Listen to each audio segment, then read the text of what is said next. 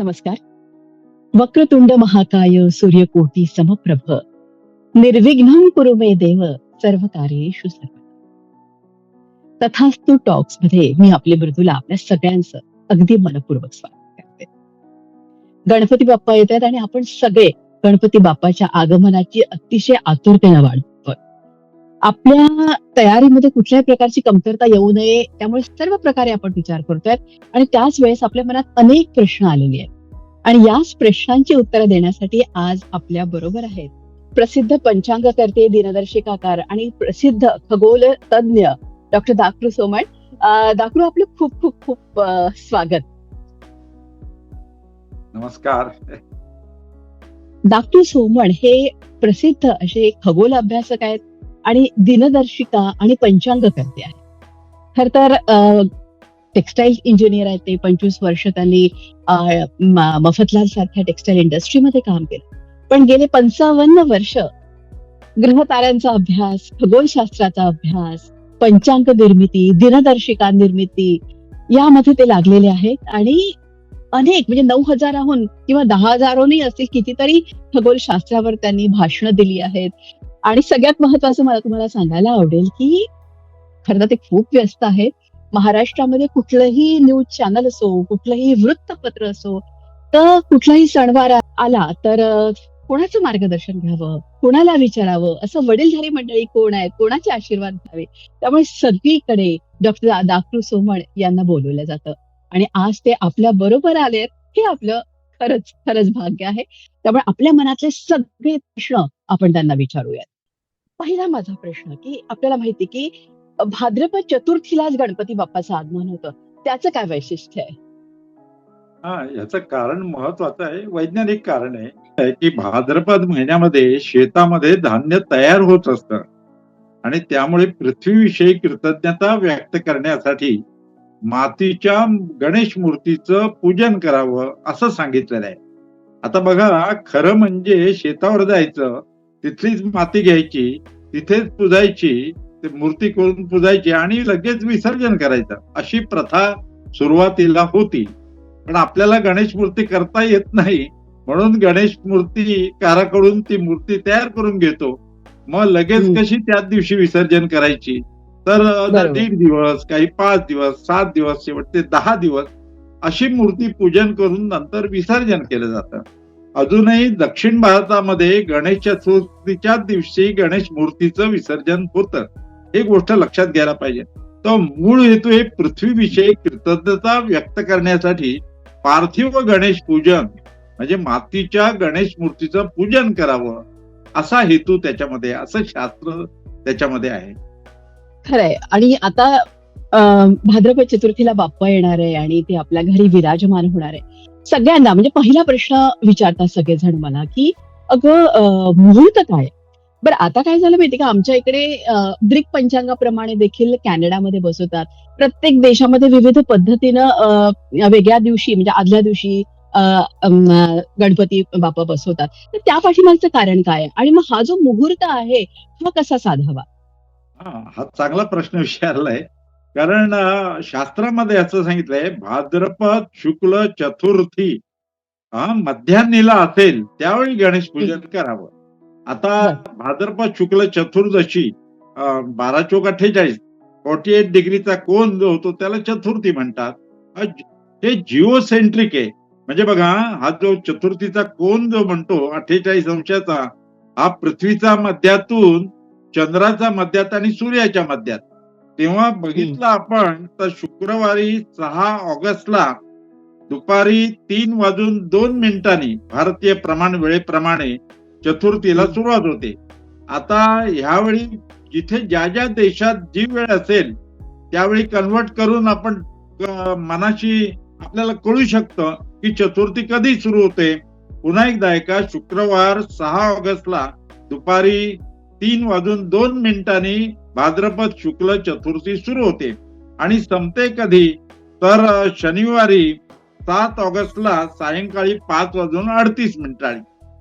आता ज्या देशात आपण आहोत त्या देशात मध्यान्हकाली चतुर्थी कधी आहे? म्हणजे आमच्या भारतात जेव्हा 7 सप्टेंबर ही दिवस असतो त्यावेळी अमेरिकेमध्ये 6 सप्टेंबर हा दिवस असतो.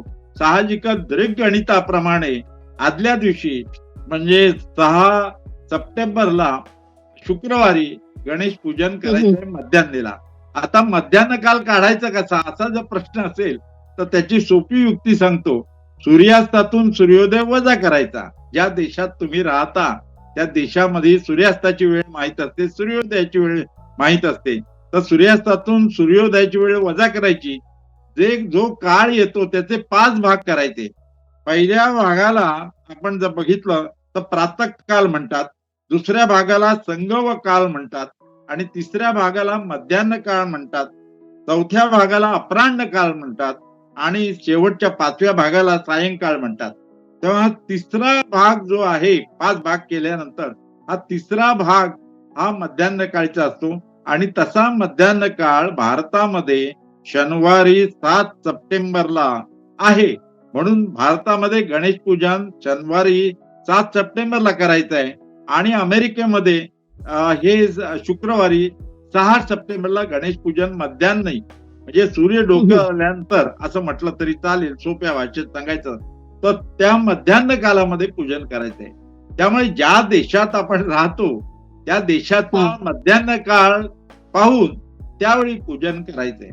बघा आता हे संपूर्ण ग्लोबल गणेशोत्सव होतोय कारण भारतात भारतीय लोक ज्या ज्या देशात गेलेत पृथ्वीवरती त्या सर्व देशांमध्ये गणेश पूजन होत आहे. त्यामुळे हा केवळ भारतापुरता गणेशोत्सव राहिलेला नाही तर तो ग्लोबल गणेशोत्सव झालेला आहे. हे महत्वाचं आहे. आणि सगळ्यात महत्वाचं म्हणजे मी बघते आजकाल मराठी नाही इतर लोक सुद्धा म्हणजे इतर स्टेटचे लोक सुद्धा राज्याची लोक देखील गुजराती असतील पुढे मद्रास कुठले सगळे जण गणपती बाप्पा घरी आणतायत. आता इथे मला असा प्रश्न पडला आहे की पूर्वी आपल्याला तुम्हाला माहिती की आपण पहिल्या दिवशी चतुर्थीला आणायचो आणि अनंत चतुर्दशीला त्याचं विसर्जन होतं म्हणजे बाप्पा अनंतामध्ये जे एक विलीन होणं आणि बाप्पा आयुष्यभरासाठी आपल्या बरोबर राहणं. पण आता कोणी 1.5 दिवसासाठी ठेवतात, कोणी 3 दिवसासाठी ठेवतात. तर तुमचं यावरती काय म्हणणं आहे, किती दिवस ठेवावा? शास्त्रात कुठेही लिहिलेलं नाही 1.5 दिवस ठेवा, 5 दिवस ठेवा, 10 दिवस ठेवा. हौशीप्रमाणे परंपरेप्रमाणे आपण ठेवतो आणि अनंत चतुर्दशीचा आणि गणेश मूर्ती विसर्जनाचा काहीही संबंध नाहीये. दोन्ही व्रत वेगळी आहेत. आता अनंत चतुर्दशीच्या दिवशी शेवटचा दिवस का सांगितलेला आहे? कारण पौर्णिमेला भाद्रपद शुक्ल पौर्णिमेच्या दिवशी कधी कधी श्राद्ध पक्ष सुरू होतो, महालयारंभ सुरू होतो. जर त्यावेळी अपराह्न काळी प्रतिपदा तिथी असेल त्या दिवशी पौर्णिमेच्या दिवशी तर महालयारंभ श्राद्ध पक्ष सुरू होतो. तेव्हा श्राद्ध पक्ष सुरू होण्यापूर्वी म्हणून शेवटचा दिवस अनंत चतुर्दशीचा त्या दिवशी गणेश मूर्तीचं आपण विसर्जन करतो. आता इथे मुद्दाम मला एक गोष्ट सांगायची आहे. गणपती हा पाहुणा नसतो. गणपती हा तर मालक आहे. आपणच पृथ्वीवर काही वर्षापुरती आलेले, काही वर्षापूर्वी पर्यंत आलेले पाहुणे असतो. आपण पाहुणे असतो आणि तो मालक असतो पृथ्वीचा, अशी संकल्पना आहे. आणि दुसरी महत्वाची गोष्ट, गणेश पूजन का करायचं तर सोप्या भाषेत सांगतो की गणेशाचे गुण आपल्या अंगी यायला पाहिजे यासाठी गणेश पूजन करायचं असतं. म्हणजे 14 विद्या 64 कलांचा अधिपती, तो सेनापती, गणनायक, कलावंत, हे सर्व गुण त्याचे आपल्या अंगात यायला पाहिजे. आदर्शाचं हे पूजन असतं आणि म्हणून गणेश पूजन हे लोकप्रिय झालेलं आहे आणि सर्वत्र पृथ्वीवरती जिथे जिथे मराठी माणूस आहे तिथे तिथे या गणेशाचं पूजन केलं जातं.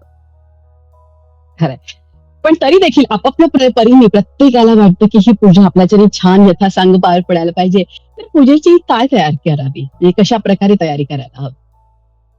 मूर्ती जी तयार केली जाते गणेश पूजनाची आणि तयारी जी करायची असते, षोडशोपचार पूजा सांगितलेली आहे गणपतीची.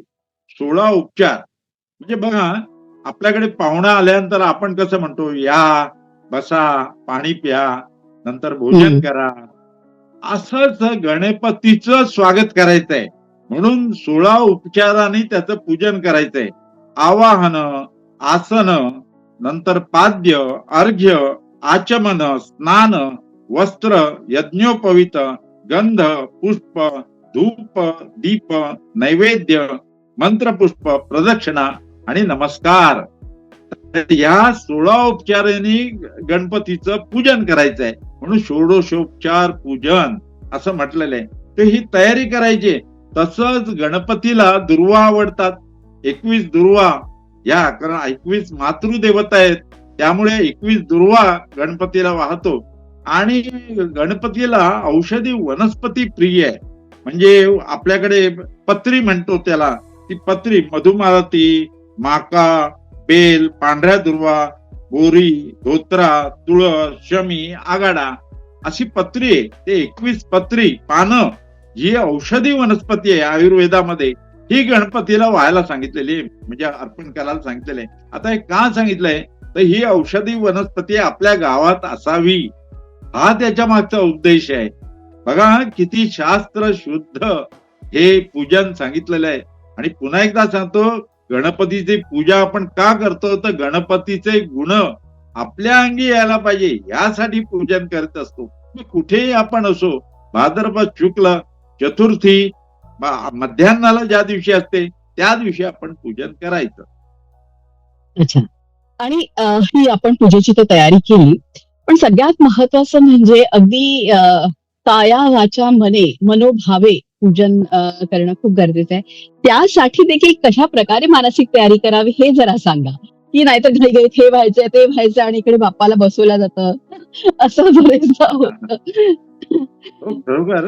घरची जी गृहिणी असते ना महिला, तिची तयारी खूपच तिला करावी लागते. बघा कसं सांगितलंय, गणपतीचं आगमन होणार घरामध्ये, पहिल्यांदा घर हा. आपण स्वच्छ करतो.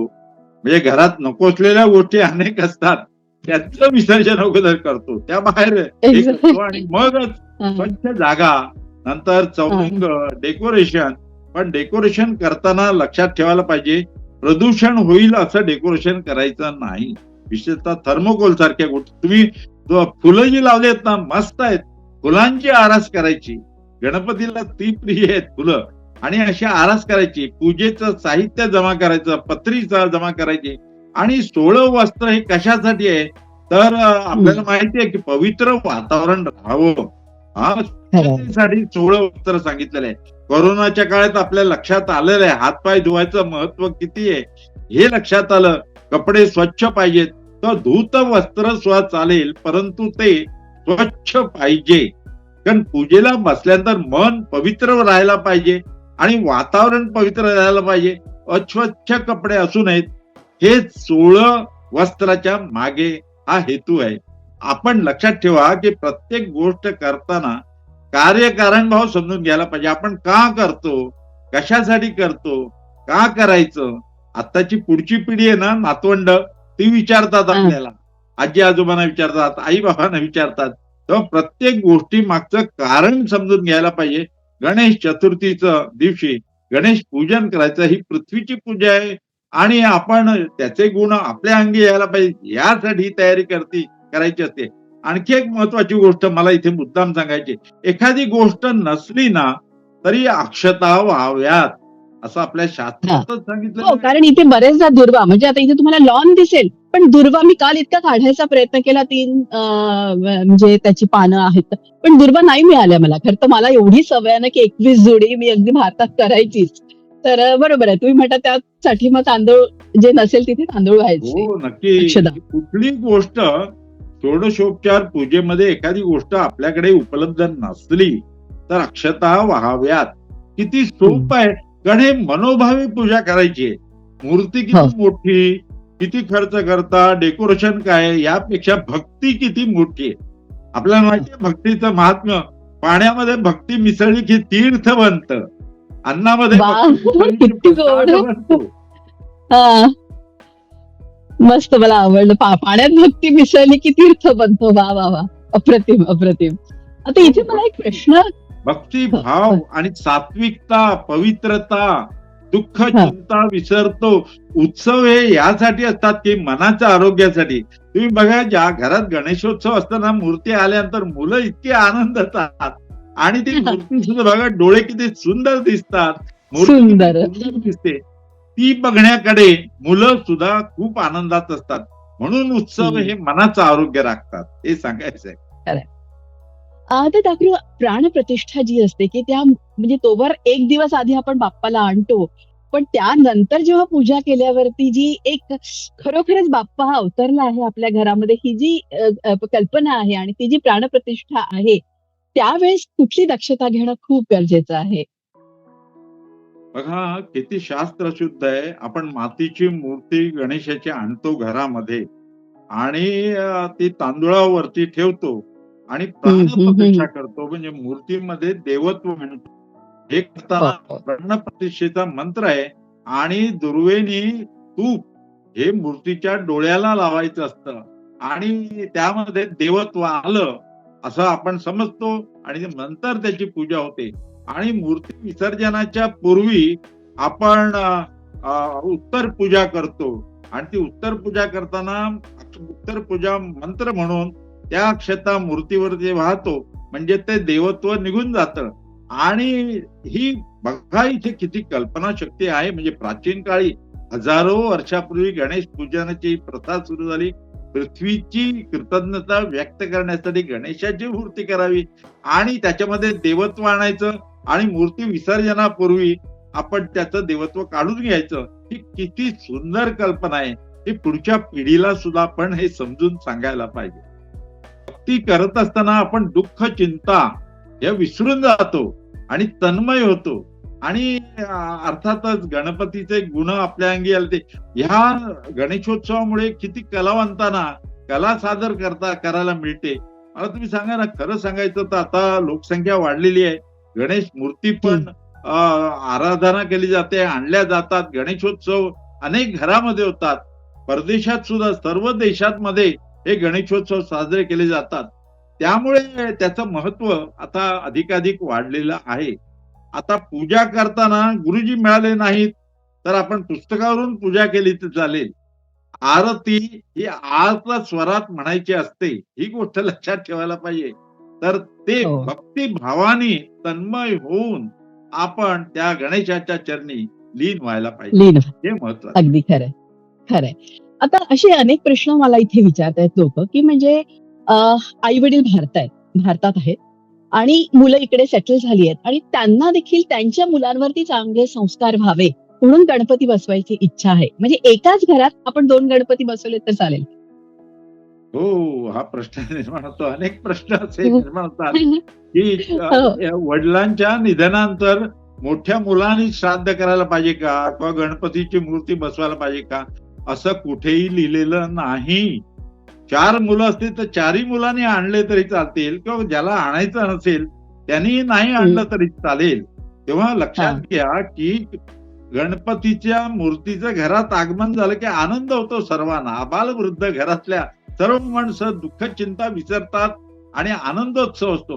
म्हणून मला असं वाटतं प्रत्येकानं गणेश मूर्तीचं पूजन करायला पाहिजे आणि हे करायचं ते आनंदाने करायचं, मनापासून करायचं. आपल्यावरती बंधन आहे म्हणून करायचं असं नाही. आणखी सूट दिलेली आहे त्याच्यामध्ये. समजा एखाद्या वर्षी अडचण आहे, तुम्ही प्रवासात असाल किंवा आजारी असाल तर एखाद्या वर्षी गणेश मूर्ती आणता आली नाही, पूजन करता आलं नाही तरी हरकत नाही. आणखी एक गैरसमज आहे, हां. 5 दिवस पूर्वी आणत होतो, आता 1.5 दिवस गणपतीची मूर्ती आणायची आहे, कारण दिवस आम्हाला कमी मिळतात. तर असं केलं तरी चालेल. फक्त आपल्या मित्रांना कळवायला पाहिजे तुमच्या घरी किती दिवस गणेशाचं स्थापना करणार आहात, कारण त्यामुळे ते दर्शनाला येऊ शकतील. विचार करा, ही सूट दिलेली आहे. हे बंधन नाही.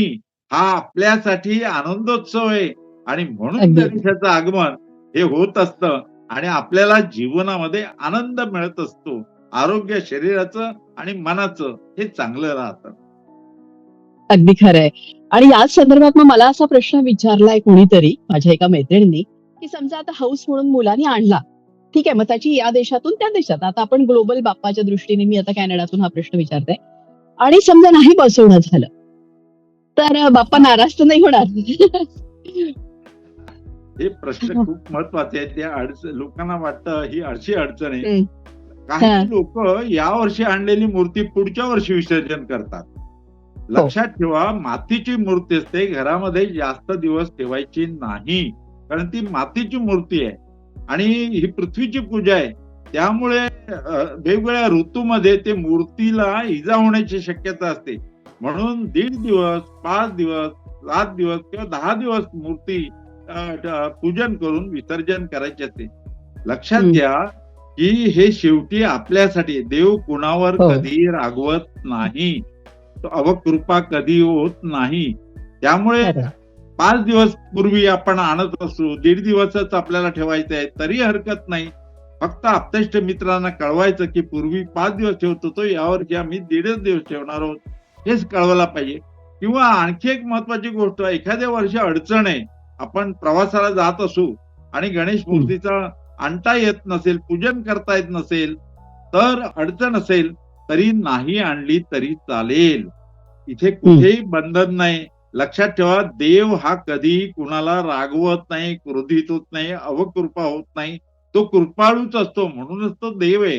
म्हणजे आपल्याकडे हो. किती गैरसमज बघा, उजव्या सोंडेचा गणपती कडक असतो, असं कुठेही धर्मग्रंथात लिहिलेलं नाही. सोंड खरं. डावीकडे गणपतीची का असते? तर डाव्या हातात मोदक असतो आणि म्हणून सोंड डावीकडे असते. बरं. उजवीकडे सोंड असेल तरी तो कडक नव्हे. देव हा कडक नसतोच, माणसं कडक असतात. देव हा कृपाळू असतो, तो क्षमाशील असतो, तो आशीर्वादच देत असतो आणि आपल्यासाठी हा उत्सव करायचा असतो. हे महत्वाचं आहे. खरं. कुटुंबामध्ये हा एक आनंदोत्सव असतो. म्हणून आबालवृद्धांना या गणेशोत्सवामध्ये आनंद मिळतो. तुम्ही कुठल्याही देशात जा, तिथे तिथे सुद्धा आपण त्या परिस्थितीमध्ये सुद्धा आपण गणेश मूर्तीचं पूजन करू शकतो आणि तसं करायला हं. पाहिजे. आता इथे एक मला प्रश्न विचारायचा आहे, की पूजेसाठी गुरुजी नाही मिळाले, तर आपण करू शकतो ना पूजा? अनेकदा असं असतं म्हणजे कथांमध्ये लिहिलंय, की गुरुजींना काहीतरी दान द्या, त्याल तरच त्या पूजेचं फळ मिळतं वगैरे. असं काही नाही. तसं हे बघा, शेवटी भावना आहेत, श्रद्धा आहे. मूर्तीचं विसर्जन पाण्यामध्ये करताना जलप्रदूषण होणार नाही याची काळजी घ्यायला पाहिजे. म्हणून हल्ली हं. कृत्रिम तलाव असतात, त्याच्यामध्ये, कारण ती मातीची मूर्ती असते. भाद्रपद शुक्ल चतुर्थीला मातीच्या मूर्तीचं पूजन करावं, पार्थिव गणेश पूजन हे शास्त्रात सांगितलेलं आहे. त्यामुळे ते पाण्यातच विसर्जन करायचं आहे, तर कृत्रिम हौदामध्ये करू शकतो, घरामध्ये बादलीमध्ये पाणी घेऊन त्याच्यामध्ये करू शकतो. हे बघा, आपले सण उत्सव देत ना, ते प्रदूषण करण्यासाठी नाहीत, ते पर्यावरणाचं रक्षण करण्यासाठी आहेत. प्रत्येक सण हे पर्यावरणाला जपण्यासाठी आहे. सृष्टीला जपलं पाहिजे आणि म्हणून जलप्रदूषण होणार नाही, वायू प्रदूषण होणार नाही. काही वेळा केमिकल अगरबत्ती लावू नका, त्याच्यामुळे श्वसनाला त्रास होतो. त्यानंतर ध्वनी प्रदूषण होणार नाही याची काळजी घ्यायला पाहिजे. आरती आर्त स्वरात म्हणायची असते. कुठलीही गोष्ट आनंददायी असते. आपल्याला पण आनंद व्हायला पाहिजे आणि गणेशाला पण आनंद व्हायला हो, पाहिजे. हो. खरं आहे. तेव्हा आर्त स्वरात आरती म्हणायची असते. या सर्व गोष्टी ज्या आहेत ते प्रदूषण होणार नाही याची काळजी घ्यायला पाहिजे. आणि कारण संख्या वाढली, लोकसंख्या वाढली, गणेशोत्सवांची संख्या वाढली. त्यामुळे आता आपल्याला जपलं पाहिजे. आपणच पृथ्वीला जपलं तर पृथ्वी आपल्याला जपेल. असं म्हणूनच गणेशोत्सव काय, दिवाळी काय, कुठलेही सण साजरे करताना प्रदूषण होणार नाही याची घ्यायला पाहिजे. आणि आपल्याला दुसऱ्या पद्धतीनं कृत्रिम तलावामध्ये विसर्जन करू शकतो आणि निर्माल्य सुद्धा पाण्यामध्ये न टाकता त्याचं हं, आपण हं. खत तयार करू शकतो निर्माल्याचं. कारण ही बरं. अडचण कुठे येते, एखाद्या शहरामध्ये मोठ्या प्रमाणावर जेव्हा गणेश मूर्ती पूजल्या जातात, तेव्हा फुलांचं या पत्रीचं करायचं काय? मग ते पाण्यामध्ये टाकून जलप्रदूषण करायचं नाही, तर त्याचं खत तयार करता येतं. आता लोक खूप सुधारले आहेत आणि गणेशोत्सव पर्यावरणाचं रक्षण करत करत आपण साजरे करू शकतो. प्रदूषण होणार हं. नाही याची काळजी घेत असतो आणि म्हणूनच हा अगदी. सुख करताय, दुःख हरताय, हा जीवनामध्ये सुख आणतो, दुःख हरण करतो. आपण सुद्धा गणेशोत्सव साजरा तर करायचाच आहे, पण इतरांच्या जीवनामध्ये आनंद निर्माण करायचा आहे आणि त्यांच्या हं. दुःखाचं हरण करायचं आहे, हे महत्वाचं आहे. गणेशोत्सवाची प्रथा कधी सुरू झाली आणि कशी सुरू झाली? हा गणेशोत्सव हा गणपती पूजन बघा, अथर्व शीर्ष इतकं जुनं आहे. 3,500-4,000 वर्षापूर्वीच आहे. तेव्हा अथर्व शीर्ष, आता हे अथर्व शीर्ष अथर्व वेदातून घेतलेलं आहे. आणि अथर्व शीर्ष हे स्तोत्र गणेश पूजनाच्या वेळी म्हटलं जातं. थर्व म्हणजे हलणे आणि अथर्व म्हणजे स्थिर राहणे. बुद्धी स्थिर करणार ते अथर्व शीर्ष आणि ते गणेशोत्सवात म्हटलं जातं. याचा अर्थ 3,500-4,000 वर्षापूर्वीपासून हे गणेश पूजनाची प्रथा सुरू झाली असावी असा अंदाज संशोधकांनी केलेला आहे. आता त्यासाठी 2 ग्रंथ आपल्याला अभ्यासता येतील, ते आपल्याला मिळू शकतात. एक गणेश पुराण आणि मुद्गल पुराण. हे 2 पुराण ग्रंथ आपण जर वाचले तर गणेशाच्या अनेक कथा आहेत. तो मातृभक्त होता, पितृभक्त होता आणि आपल्याला माहितीये ती कथा सुद्धा परिचित आहे आपल्या सर्वांना, की पार्वतीला एक नारद मुनीनं अमृताचा मोदक दिला. बघा, मोदक दिला आणि ती कार्तिकेय, तिला 2 मुलं पार्वतीला, कार्तिकेय आणि गणेश. त्या दोघांना मुलांनाही जवळ बोलून दोघंही हट्ट करायला लागली की अमृताचा मोदक मलाच पाहिजे. पण पार्वतीनं अट घातली की जो कोणी सिद्धी प्राप्त करून येईल त्याला मी मोदक देईन. कार्तिकेय मोरावर बसला आणि सर्व देवळांना, मंदिरांना भेट द्यायला निघाला. गणपतीनं काय केलं, आपल्या आईवडिलांना आसन दिलं, बसवलं आणि त्यांचं पूजन करून त्यांच्या भोवती प्रदक्षिणा केली. आणि कार्तिकेय नंतर आला दमून मोरावर बसून, असिद्धी प्राप्त झाली, त्याला वाटलं त्यालाच मोदक मिळणार. पण पार्वतीने सांगितलं, आई वडिलांची सेवा जो करतो ती जास्त मोठी सिद्धी प्राप्त गणेशाने केली आहे, म्हणून मी अमृताचा मोदक गणेशाला देणार आणि प्रत्येक शुभ कार्य करताना गणेशाचंच पूजन केलं जाईल असं वरदान दिलं पार्वतीनं. लक्षात घ्या, आधुनिक काळामध्ये जेव्हा वृद्ध आई वडिलांचा मुलं सांभाळ करत नाही, त्यांनी हे मुद्दाम ऐकायला पाहिजे की गणेश हा मातृ-पितृ भक्त होता. आणि तसंच आपण आपल्या घरामध्ये जे ज्येष्ठ नागरिक असतात, वृद्ध माणसं असतात, त्यांचं पालन केलं पाहिजे, त्यांना प्रेम दिलं पाहिजे, माया दिली पाहिजे. हेच याच्यातून, या कथेतून आपल्याला शिकता येतं. म्हणून मुद्गल पुराण, गणेश पुराण हे वाचलेच पाहिजेत, अभ्यास केला पाहिजे. अथर्व शीर्ष हे गणेश पूजनाच्या वेळी म्हटलं पाहिजे, कारण त्याच्यामध्ये म्हटलंय तू विज्ञानमयोसी, म्हणजे तू ज्ञान आहेस, तू विज्ञान आहेस. बघा, आधुनिक काळामध्ये जे आपण बोलतो, तत्वज्ञान सांगतो, ते ह्या अथर्व शीर्षामध्ये हजारो वर्षापूर्वीपासून दिलेलं आहे. मला तुम्ही सांगा, हेच वैशिष्ट्य भारतीय संस्कृतीचं आहे आणि ते या गणेश पूजनाच्या निमित्तानं आपण सर्वजण जाणून घेतो. म्हणून गणेश पूजन हे करायला पाहिजे, उत्सव साजरा व्हायलाच पाहिजे. आणि म्हणूनच मग मी आता एक शेवटचा प्रश्न तुम्हाला विचारते की कुठलाही कार्यारंभी, जसं आपण म्हणतो की सुखकर्ता आणि दुःखहर्ता आहे तो, आणि कुठलाही कार्यारंभी आज अनेक म्हणजे विष्णू आहे, त्याच्यानंतर आपण देवी आहे, सरस्वती, असे अनेक देवांना आपण पूजतो. परंतु कुठल्याही कार्यारंभी अख्ख्या भारतात गणपतीचंच पूजन का केलं जातं? कार्यारंभी खरंय. प्रथम पूजिताय नमः, याचं प्रथम पूजन केलं झालं. हा वर ऋषी मुनींनी शंकर पार्वतीने गणेशाला दिलंय. तुझं पूजन केलं की सर्व कार्य, सर्व पूजा या निर्विघ्नपणे पार पडतील. आणि म्हणूनच सर्व पूजा करताना, कुठलंही शुभ कार्य करताना, एखादी नवीन वस्तू घेतली तरी आपण गणेशाची प्रथम आराधना करतो. विचार करा, गणेश हा सुख करता आहे, दुःख हरता आहे, हा 14 विद्या 64 कलांचा अधिपती आहे आणि आपली मनोधैर्य वाढतं गणेश पूजनाने. हा खूपच महत्वाचा बदल आपल्यात होत असतो. आणि मग कुठलंही संकट आलं तरी आपण त्या संकटाचं संधीमध्ये रूपांतर करतो आणि कार्य निर्विघ्नपणे पार पाडतो. काही गणेशाची कृपा असं म्हटलं तरी चालेल. ह्या श्रद्धा आणि भक्तीचं माध्यमातून मनोधैर्य, मनाचं टॉनिक आहे असं म्हटलं तरी चालेल. आणि त्यासाठी आपल्याकडे हा गणेशोत्सव मोठ्या प्रमाणावर साजरा केला जातो. आता गणेश मूर्तीचं विसर्जन करताना आपण म्हणतो गणपती बाप्पा मोरया, पुढच्या वर्षी लवकर या. किती विचार करा, 10 दिवस पुजतो, 1.5 दिवस पुजतो, 5 दिवस पूजन करतो, आरती करतो. घरात प्रसन्न वातावरण होतं. इतकं होतं की त्या गणेश मूर्तीचं विसर्जन करताना आपण म्हणतो बाप्पा लवकर या. आणि खरोखरच पुढच्या वर्षी 11 दिवस गणेशाचं आगमन लवकर होणार आहे आणि 11 हो दिवस ना. तो आपल्याला आपल्या घरामध्ये लवकर येणार आहे. हां, मूर्तीच्या आकाराविषयी देखील बोललं जातंय, की छोटा पूर्वी असेल तर तो मोठाच आणावा. पूर्वी जर का मोठा आणला असेल तर पुन्हा छोटा नाही आणायचा. त्याला काही शास्त्र आहे का? नाही, मूर्ती बघा, मूर्ती लहानात लहान असा आणावी.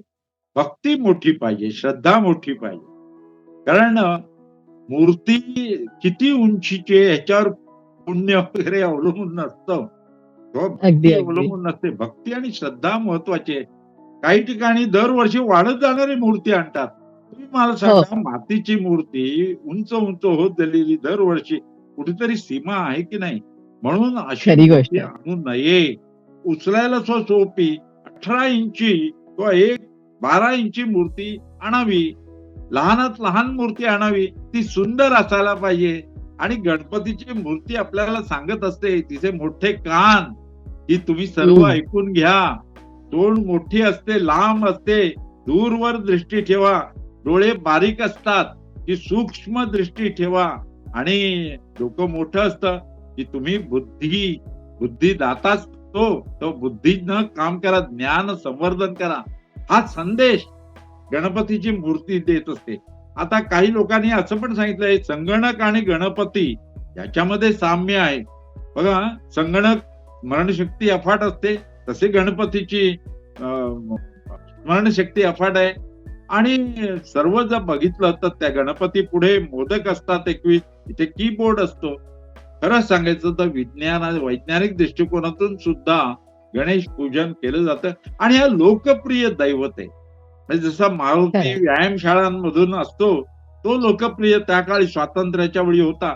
तसा गणपती हा सध्या कलियुगामध्ये लोकप्रिय दैवत आहे. त्यामुळे आणि अनेक लोक अनेक देशामध्ये गणेशोत्सव साजरा करत असतात. भक्तिभावानं करत असतात आणि हा उत्सव मनाचं आरोग्य राखतो. दुःख चिंता हं. विसरून जातो. हे महत्वाचं आहे. अरे, आता गणपतीच्या एकूणच स्वरूपाविषयी आपण बोलत होतो. तर मला उंदीर मामाविषयी विचारावसं वाटतंय किंवा मोदकाचा जो आकार आहे त्याच्याविषयी अ, हां, मोदक, मोदक, मोद, मोद म्हणजे आनंद. आनंद देणारा तो मोदक.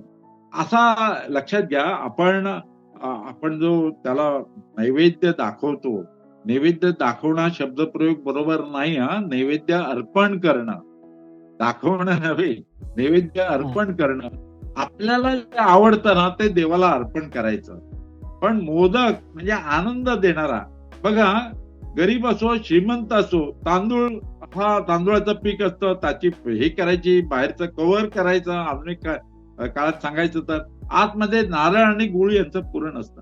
पण तुम्ही बघा, मोदक हा सर्वांना आवडतो. आबालवृद्ध, गरीब श्रीमंत.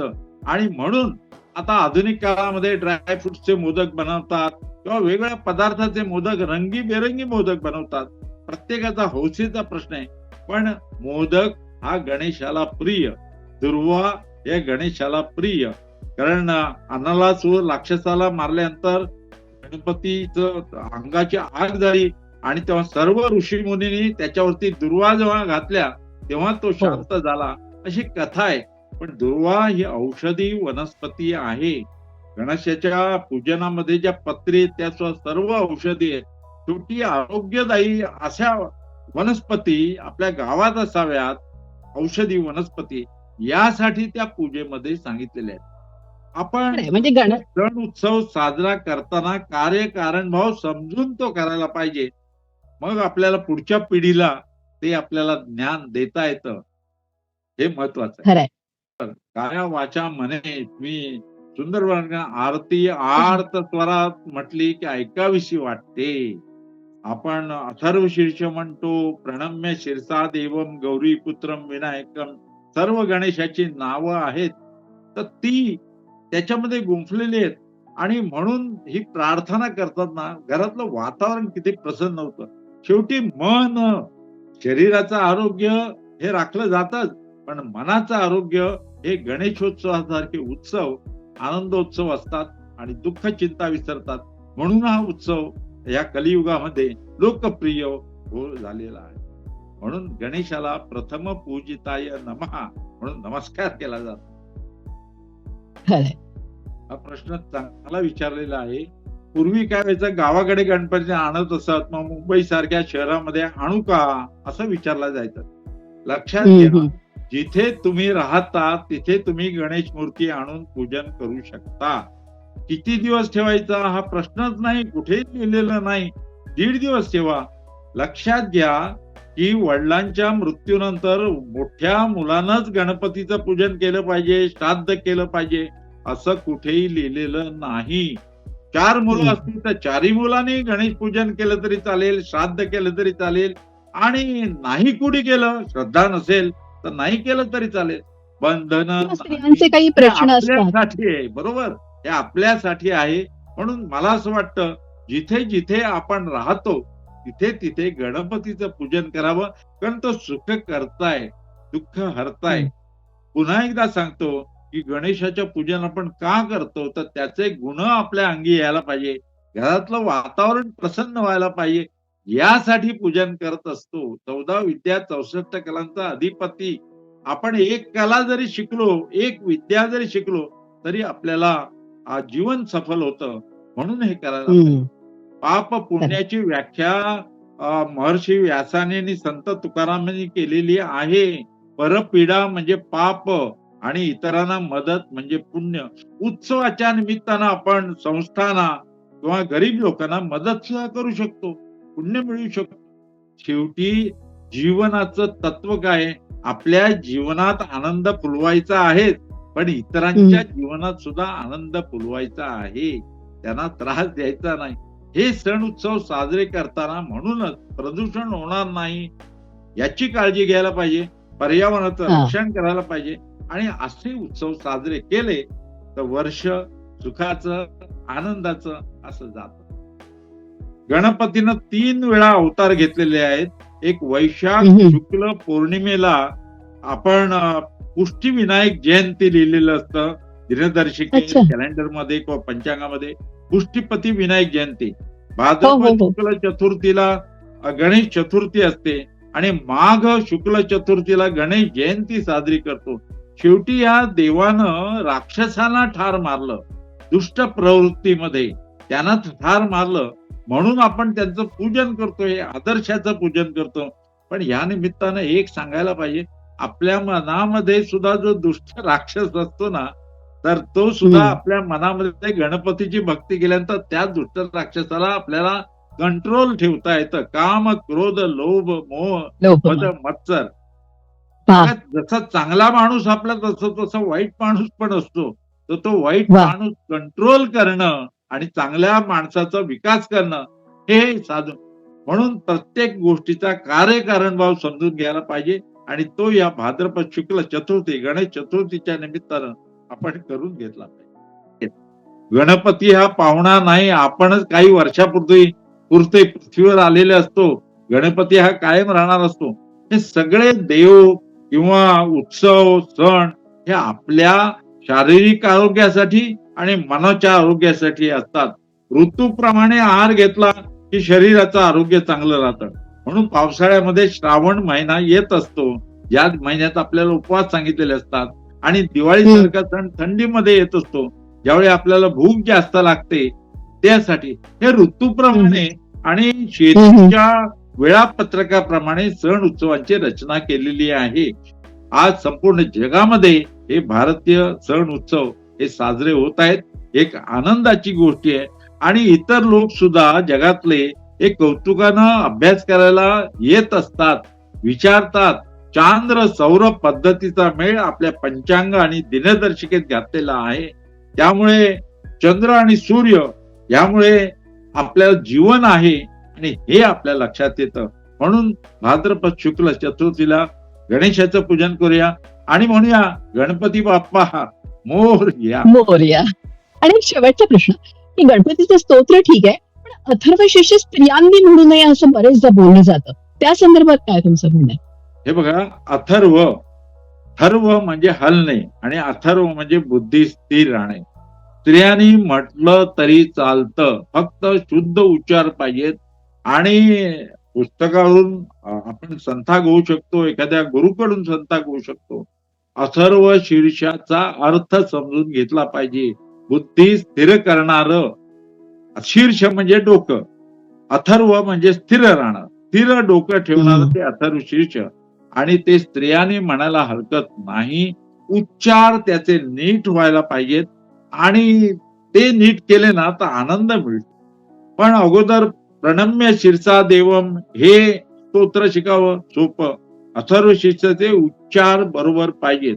आता नवीन साधनांमुळे, प्रसार माध्यमामुळे मुंबईतून सुद्धा अथर्व शीर्ष शिकणारे अमेरिकेत बरेचसे लोक आहेत. हो हो. आणि आता आणि तर बापरे, इथे हजारांनी दररोज बघते, इतकी पारायणं होत आहेत. कुठून खरंय, शिकता येतं. महिलांनी म्हणायला हरकत नाही, महिलांनी पूजन करायला हरकत नाही, असं कुठेही बंधन शास्त्रामध्ये लिहिलेलं नाही. फक्त शुद्ध उपचार पाहिजेत. आणि माझं नेहमी सांगणं असतं की स्तोत्र म्हणताना त्याचा अर्थ समजून घेतला पाहिजे आणि मग ते स्तोत्र म्हटलं तर आपल्याला अधिक आनंद मिळू शकतो. खरंय.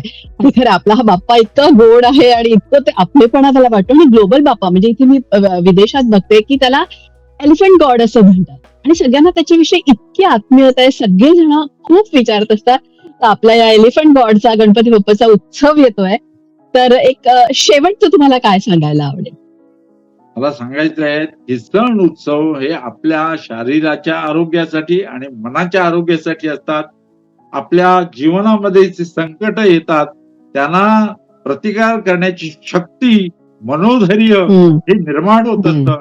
म्हणून श्रद्धा पाहिजे, भक्ती पाहिजे आणि त्याद्वारे आपण अनेक संकटांवर मात करून आपलं जीवन आनंदित करू शकतो. आणि जीवनाचा उद्देश तोच आहे की माणसानं माणसाची माणसासारखं वागावं. वा वा. हे तत्वज्ञान आपली माणूस संस्कार, आपली संस्कृती शिकवत असते.